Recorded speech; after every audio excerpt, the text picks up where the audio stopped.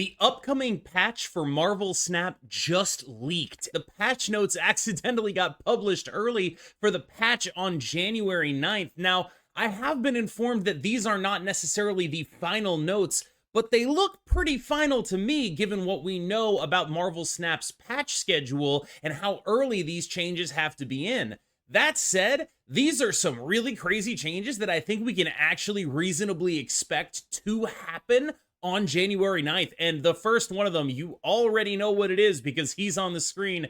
Loki is getting a significant change. They are giving him an additional point of power and keeping his effect mostly the same, but they are changing it from a add cards to your hand effect to a transform effect. Now, this affects one card that we know for sure, and that is the Collector, so he will no longer be able to be a huge synergy piece with Loki. What I'm interested in is, does it affect Quinjet?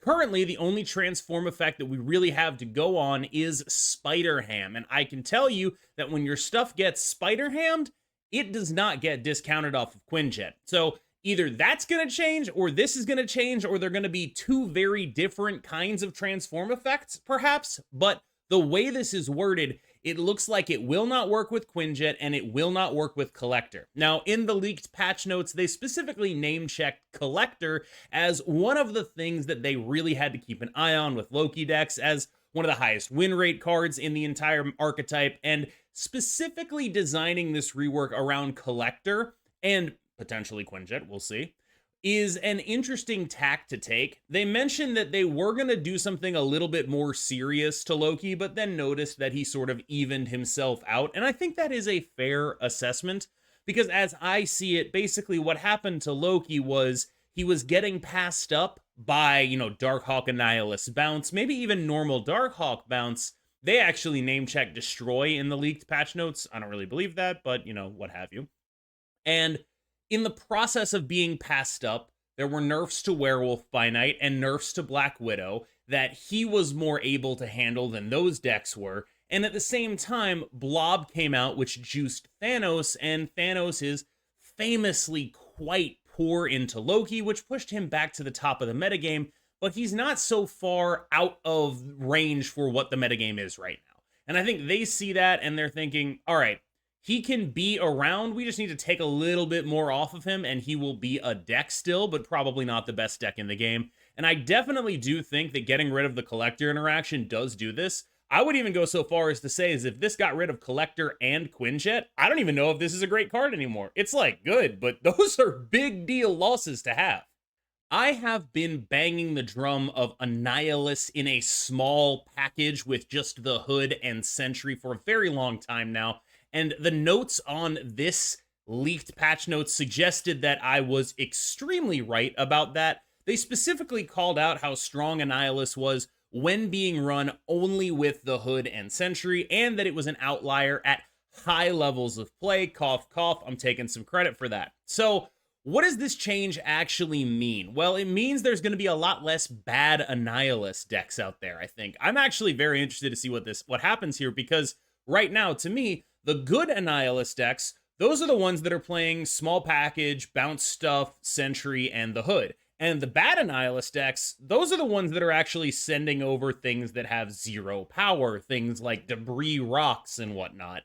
And I think, for the most part, the more you invest in Anihilist, the worse your deck gets, which means this change is so weird because it restricts you to doing the good thing. It's a very weird thing to do. It's like they correctly identified that the small package Anihilist stuff was the strongest stuff you could do with it, and then they were like, actually, that's now going to be the only thing you can do with it. I don't really understand what they were going for with this, saying we know which one is the balance problem, and then nerfing it so you can only play the one that's the balance problem. Very weird move to me. I think you should let people play their bad junk decks. I think that's totally fine. If you want to play Debris, Anihilist, yeah, that go off. I think you should be allowed to do that, but I guess you're going to need a hazmat in those lists now. Now, the more impactful change, in my opinion, since I was never playing him outside of hood sentry packages anyway, is that he's a 5/5 now. And that, I think, if anything pushes his play rate down, it's going to be that. Because losing 2 points of power is a really big deal in a game like this. I think one thing that people consistently underestimate is the value of 1 point of power, let alone 2 points of power. A 2 point of power loss is very, very significant, especially when the card only had 7 power to begin with. This card is losing more than 25% of the power on the card, and that is a significant thing to lose. That said, I mean, you're still doing the Anihilist thing. It's possible he ends up just totally strong enough, but as this kind of card, he would probably be the weakest 5-drop played that is not giving you something major for the next turn. Like, this is a stat line that's roughly comparable to Sarah, and Sarah is giving you a big, big game-changing turn 6. Anihilist, a little more obvious, a little less powerful. I think this might actually run the risk of damaging him severely. That said, the overall change to this guy is to restrict him to only the decks that he's already good in. So I kind of wonder if there's a chance that people just, now that they're not playing bad Anihilist decks, the win rate on this card could go up, even though it definitely did get nerfed to a 5/5. I'm interested to see how that one plays out. Arguably the best card in the game, and in my personal opinion, she is the best card in the game, Miss Marvel is receiving what I would describe as a relatively minor nerf to how she works. Now, you are going to have 2 cards in the locations that are getting the buff. One card that this really, really hurts is Professor X. Professor X is now not going to be able to just come out, lock down a lane, and have Miss Marvel buff him on the back end. However, Miss Marvel is still going to be the 415 powerhouse that we know her as currently. In most of the decks that play Miss Marvel, this is not a significant downgrade. In fact, in the curve-out strategies, I don't even think this changes a single thing. It'll make it a little bit more awkward, but you're not going to not play a 415 because she's a little bit harder to activate. She's still a 415. Now, what this will probably do is make you a little bit more reliant on things like Dr. Doom, for example, ways to make sure that you actually have multiple units in all of the locations. And of course, it'll make you a little bit more nut draw reliant. You'll want to actually get your nut draw. It'll be harder for you to make her a 415. So the games when you do, you're going to have increased pressure to snap in those games because you actually are able to do that. I predict her to still be a very powerful and meta-relevant card, but one that becomes a little bit more frustrating to play because of the way the rest of the game playing out influences whether she works or not. Right now, she's a 415 and you basically never have to think about it. You will have to think about it, and you will be in some games where you're like, man, if I only drew a 2-drop on turn 2, this would be on, and me not drawing that 2-drop cost me like 7 points to the 2 from the 2-drop and the 5 from Miss Marvel. You're going to feel that way a decent amount of the time. And I think it's probably good to add that kind of feeling into how this card makes you feel, because right now it just makes you feel like you're doing something very unfair because she's a 415. So I think this is a nerf that, while it will not impact her overall power and stat line, will impact how good she feels to play and the ways in which you have to snap with her decks.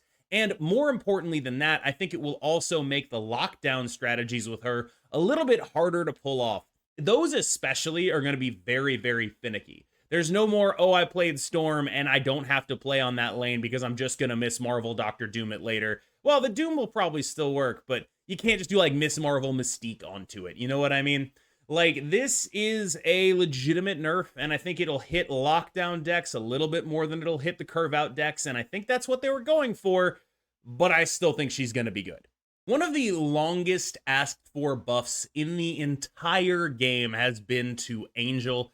Angel, who last time I checked was the actual literal worst card in the game. When I checked on Untapped last patch, he had a 17% win rate with 3,000 plus collection level after Infinite. So, you know, that's not good. What they've done here is they've added a clause that allows him to be pulled from hand, so he's not as terrible of a top deck. However, I'm not sure this solves Angel's fundamental issue, which is a 1-2 isn't that good. And part of what makes Angel good is the deck thinning aspect of him, or at least that's what you should be looking at when you want that to happen. And the fact that he gets pulled out of your hand, it's like, okay, he got pulled out of my hand. Was I really never going to be able to play a 1-2? Am I really that interested in putting a 1-2 on the board? There are board space restrictions in these games. Like, I don't know how much this changes, but I will say it makes him feel a lot better. And I think that's an important thing to do, to give this card a little bit less feel bad to his name, because right now he feels terrible. And I wanted to address part of why Angel is so awkward in this game, where it would be incredible in basically every other game that is in the same genre, games like Hearthstone, games like Magic. The reason is because you do not get to use your minions, Hearthstone terminology, as resources in Marvel Snap. If you were able to like use your Angel and kill off your opponent's 2-cost thing or whatever, that would be amazing. That's how it works in Hearthstone. That's how it works in Magic. You can do that, especially in Hearthstone, where like minions are basically minion removal spells. It makes a ton of sense. But in a game like this, there's no resource exchange. So the value of a free resource in those other games is much, much higher. Angel here is just +2 power to some of the stuff you were going to do. And that's not as valuable. By the same token, the concept of card advantage or virtual card advantage only happens in other games in the context of attrition. In Marvel Snap, there's no trading 1-for-1, there's no going back and forth, so there's no way to use your card advantage except to pick the best options. And I think that does sort of change a little bit about how cards like Angel have to be evaluated. This card effectively is a trap for gamers coming over from other card games, and I think it's worked very well, and now it'll feel less bad. And hopefully this ends up making this card good, because it's a card that I wish I had the excuse to play because I like deck thinning so much, but I don't know that I'll end up being an Angel gamer, let me put it that way. One place I would at least consider him, though, is in some sort of Zoo Thanos type thing. I haven't really thought it out entirely, but that's an idea I had back when Thanos first came out, almost over a year ago. My God, time flies. And I would be interested in trying that again at some point. I don't expect it to be good, but hey, what can you do? Dracula, the core, or maybe not the core, but a key piece of the discard archetype, is receiving a very, very minor buff, going from a 4-0 to a 4-1, and instead of replacing his attack with the attack of the card that he is going to get rid of, I don't know why I'm saying attack, power, he is going to just add that power to what he already does. Nothing else about him seems to change, so the only thing that I can really think of this influencing is situations, like there's the fringe situations where, like, you know, the location that gives all your cards +2 flips up, and now your Dracula gets a little bit more power instead of that getting erased. Things like that seem pretty compelling to me. Otherwise, it's just like a +1 buff to this guy, which I think is fine. They note in the leaked patch notes that this is because the discard archetype has fallen off very hard, Dracula specifically, with the nerf to America Chavez. America Chavez was a big part of why Dracula was so good in these decks, because you could get the choice to play America Chavez and a bunch of swarms, and then Apocalypse sits in your hand, gets Dracula. That's awesome. And when you are able to pull things like that off, you end up effectively playing 2 6-drops plus your free swarms. That's really the foundation of the power of the discard deck. Losing America Chavez not only made that happen less, but also made it so sometimes you're like, oh man, I actually have to play this Apocalypse. My Dracula's not doing anything. And instead of being a sort of versatile threat that you could use to threaten a lane while not necessarily overly committing to it, now you're in a situation where Dracula is just like, oh, that's where the Apocalypse power goes, and you don't actually have any other options there. And I think it's good to buff him. I don't think this is going to do it, but I'm at least, you know, happy that they're giving some concern to the discard archetype, because it's an archetype I specifically really enjoy. Apocalypse is one of my favorite cards in the game, just from a flavor standpoint, and it's definitely the kind of archetype that I would like to see improved with additions, and also just with buffs like this. So hopefully discard can actually get some attention on it because of this. This is one of those buffs where I almost wonder if they're doing it just to get people thinking about discard again, which sort of implies to me that they might think it's good on the back end, which means I do kind of want to think about discard again, so I guess they got me. Continuing the trend of buffing terrible cards that they started with Angel in this leaked patch, Quake is getting what I consider to be a very significant buff. She's going from a card that currently needs to be played on the middle location and randomizes every location to a card that can be played anywhere and swaps the other 2 locations. I cannot stress enough just how big of a buff that actually is. Quake now goes into the realm of very powerful, very versatile two-cost cards. Not necessarily up there with Jeff, but like that's the conversation you have to have when you see a card like this come out. This is this Jeff? Is this Scarlet Witch? Is this Legion? Are you able to get value out of this consistently? And I think the answer for the most part is still going to be no. Switching them, not as valuable as you might think, but there are definitely metagames that are going to call for this. Think about how much this ruins, say, Storm. Think about how much this ruins, say, the Nexus, Baxter Building. Any of those locations that can really swing a game. The threat of Quake is so powerful that I really do think that this could be a card that if you're looking for an 11th or 12th card in whatever deck you're playing, you might just throw her in there because she is going to scam some cubes periodically. That's really good. Imagine moving a negative zone over. Like, there's so many different ways that this card could be completely insane and game winning, and now you have actual control over that.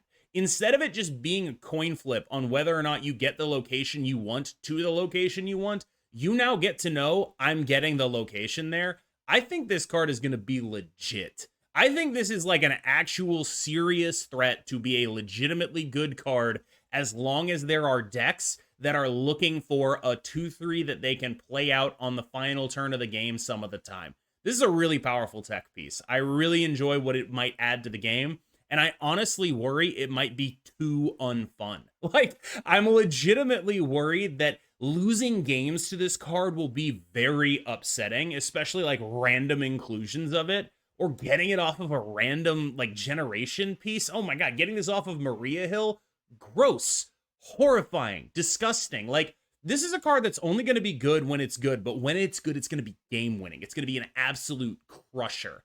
And I do think that this is something that has real potential as long as the metagame allows for it. And when I say the metagame allows for it, what I mean, it's sort of similar to the Legion stuff.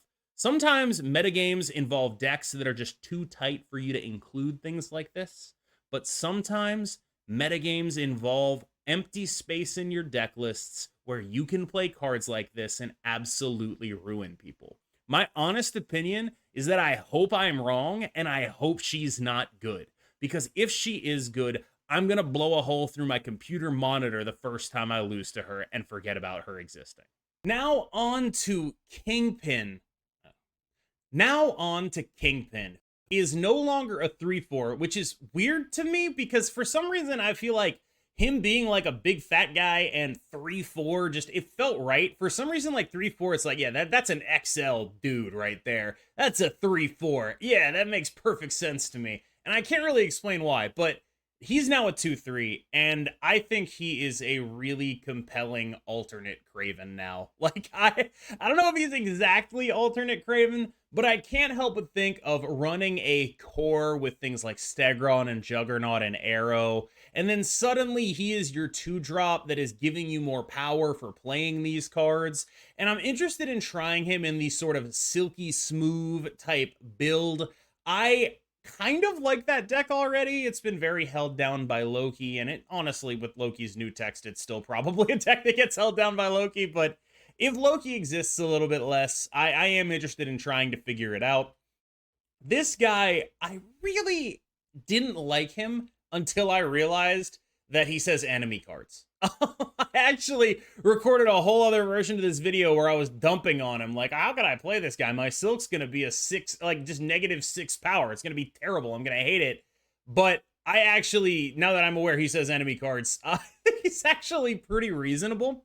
One of the things I do like about this, though, is they didn't do the lazy thing here. And I think you could look at many other of the decisions that they've made and said, huh, that kind of went the lazy route with that one, didn't they? Like Loki just like making something that gets rid of the collector, right? Or, you know, Miss Marvel making a design that like can't be used with the YOLO Profex, things like that, right? But this guy is actually elegant, and I like that they gave him an identity, and I like what that identity is, and I'm very happy they didn't just make him, you know, turn this location into Fisk Tower, because I think that would suck. I honestly think that would suck. I think that would be a lazy way to design him, a lazy way to make him stronger, and I'm not sure he's a card you want to be stronger. As is, though, I love his identity. If you're not aware, in the comics, at some point, Kingpin Wilson Fisk becomes the mayor of New York City. His identity is taxing you. He is taxing your power every time you go into his territory like a mob boss, like the mayor of New York with his mobbed up connections. Not the current, or really any of the mayors of New York, but like fictional mayors of New York. All right, get off me. All right, it's gonna be fine. It's gonna be fine. I'm okay. And expect me to use a lot of the Tony Soprano variant of this guy. I love the idea that you just have to pay him his kickback every time you enter his territory. That's so sick. Thank you so much for watching. I really appreciate you making it to this part of the video. This is the part where I remind you to like and subscribe, do all that cool stuff. And this is also the part where I talk to you about my decision to cover this. I have not been someone who puts stock in leaks previously. Data mines, really any kind of information that we get ahead of schedule. I've been a little bit averse to putting it on my channel, and I remain a little bit averse to doing that because I don't want to steer you wrong. That said, I do think that their scheduling here, the fact that this came off the official Marvel Snap website, all of that does imply that this is very likely to be what the actual patch is. I have been informed that it is not final. It is entirely possible that those things change. Maybe that's just some templating stuff. But I do think that several of these will likely end up in the patch on January 9th. And frankly, I'd be pretty excited if this was the actual patch.